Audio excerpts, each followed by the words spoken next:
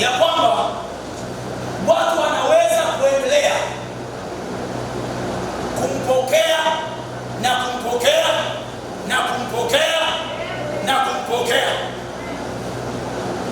na kwa kuwa ni swala endelevu, semina hii imekuja kwa wakati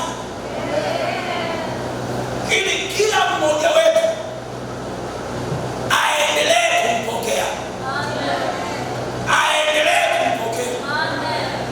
Kwa hiyo ni swala endelevu. Maandiko yanatuonyesha katika kitabu cha Yohana sura ya 7 mstari wa 37 mpaka 38.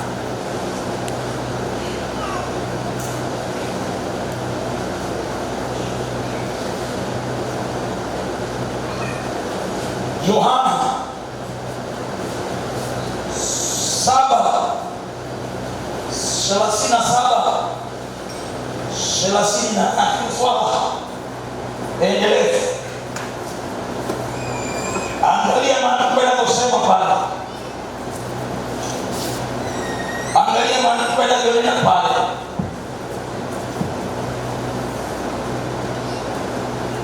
Hata siku ya mwisho, siku ile kubwa ya sikukuu, Yesu akasimama akapaza sauti yake akisema, mtu akiwa akiona kiu na aje kwangu anywe. Aniaminie mimi, kama vile maandiko yalivyonena, mito ya maji yaliyo hai itatoka ndani yake. Aliye na kiu aje kwangu.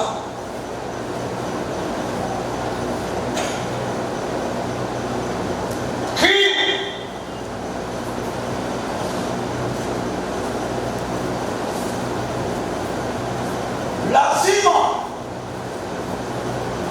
mshirika uwe na kiu ya kuipokea hali hii.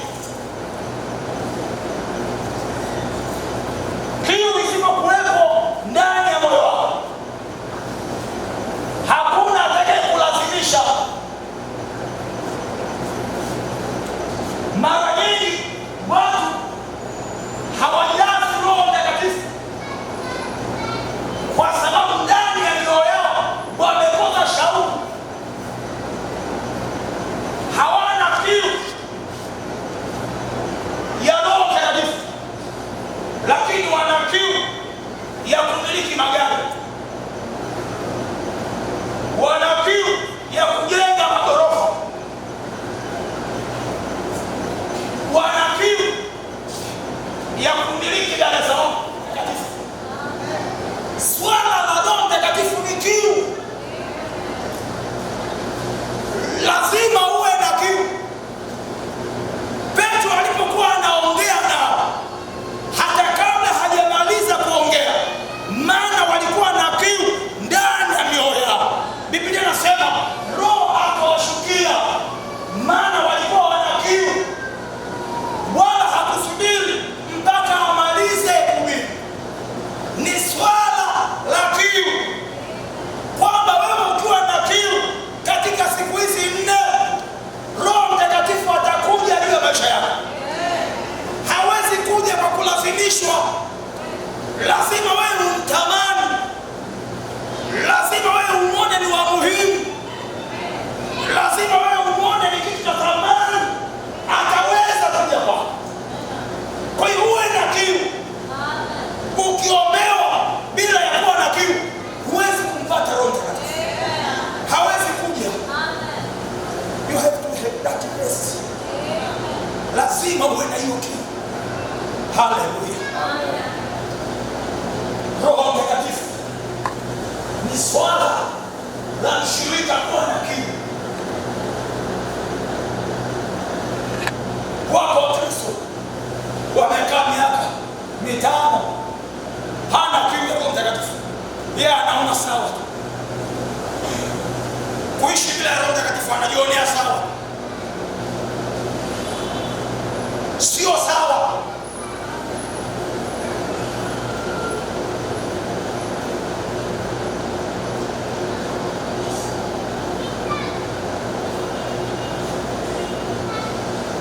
Haleluya. Kitabu cha Waefeso sura ya 5 mstari wa 18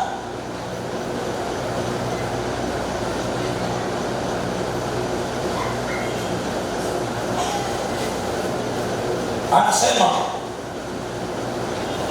tena msilewe kwa mvinyo ambamo ndani mna ufisadi, bali mjazwe Roho.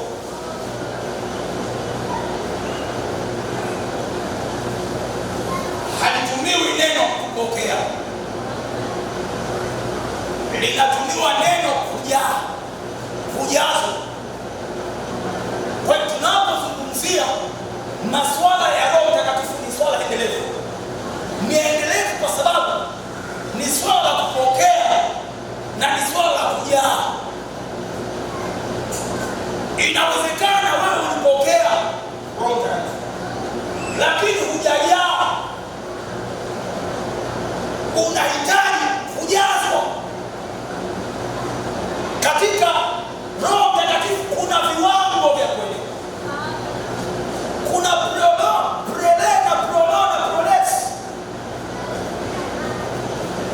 ni mambo ya kupokea, ni mambo ya kujaa, ni mambo ya kufurika,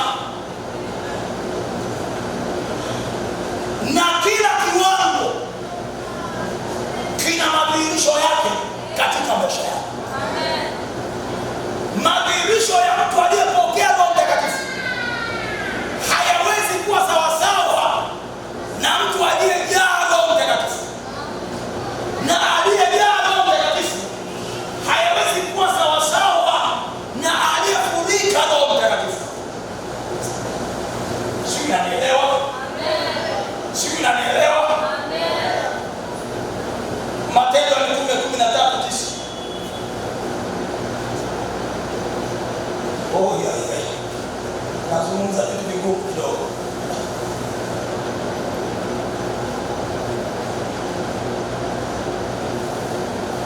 Matendo ya Mitume 13:9. 13:9. Angalia mtu aliyejaa Roho Mtakatifu, lakini Sauli ambaye ndiye Petro, ndiye Paulo, akijaa, sio akipokea, tuza neno hili, akijaa Roho Mtakatifu akamkazia macho, akasema, ewe mwenye kujaa hila na uovu wote, mwana wa Ibilisi, adui wa haki yote, wacha kuzipotoa njia za Bwana zilizonyooka. Basi angalia, mkono wa Bwana juu yako, nawe utakuwa kipofu.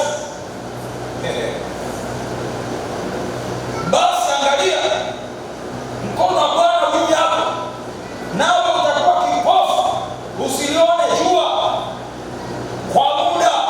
Mara kiwi kikamwangukia, na giza akazunguka na kumtafuta mtu wa kumshika mkono na kumwongoza. Haleluya.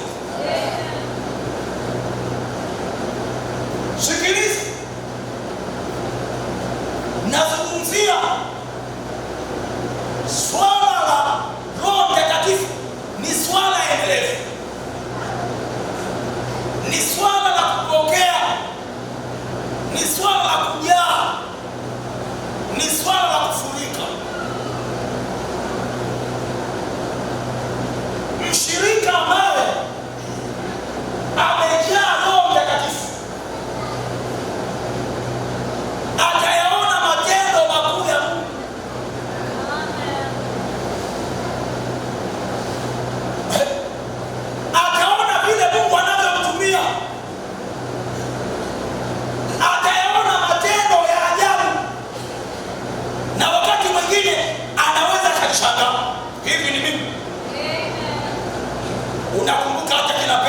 shaka kwamba Bwana hata pepo wanatutii, maana hawakuamini ya kwamba mapepo yangewatii,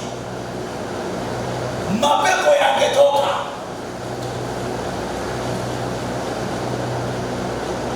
Roho Mtakatifu akijaa ndani yako, ushirika wako unakuwa ni ushirika wenye mantiki. Shetani haogopi ushirika wa kawaida, wachawi hawaogopi washirika wa kawaida, bali wanawaogopa washirika waliojaa Roho Mtakatifu. Shetani hatishwi na wingi wa mapambio, hatishwi na wingi wa kucheza, bali anatishwa na watu wawili watatu waliojaa Roho Mtakatifu. Hao ni hatari, maana wana uwezo wa kufuruga anga, wana uwezo wa kufuruga vikosi vya majini, vikosi vya wachawi. Ni watu hatari. Mshirika aliyejaa Roho Mtakatifu ni mtu hatari katika ulimwengu wa roho, na nani anamogopa mtu? Bwana asifiwe jamani, haleluya. Ninafundisha subiri.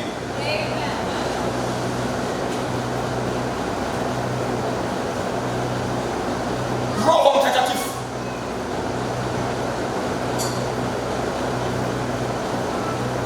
ni swala endelevu. Kuna kupokea, kuna kujaa na kuna kufuruga. Kwa hiyo siku zote mchungaji akisema, jamani, leo tunataka kwenda kumwomba Mungu atupe Roho Mtakatifu, usikae nyuma, na wewe chomoka, njoo mbele, maana swala linalokuhusu si swala tu la wale waliokoka jana, sio swala tu la wale waliokoka juzi. Hata sisi tuliookoka mwaka wa 90, mwaka wa 90, bado hata leo tunamhitaji Roho Mtakatifu, maana ni swala endelevu. Roho azidi kujaa na kufurika ndani yangu. Haleluya. Kuna watu wakati wa maombi ya Roho Mtakatifu wanaona wao hawahusiki, wanakaa nyuma, hawamhitaji Roho Mtakatifu. Hilo ni kosa. Kanisa naelewa.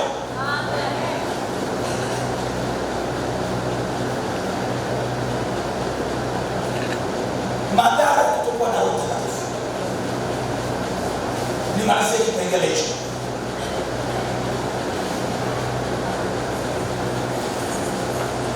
Madhara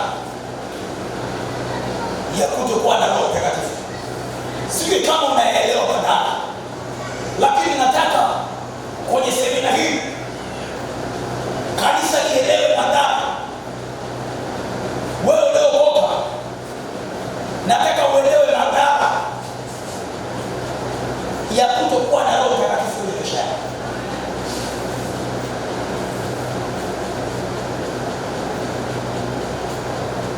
Warumi sura 8 mstari wa 9.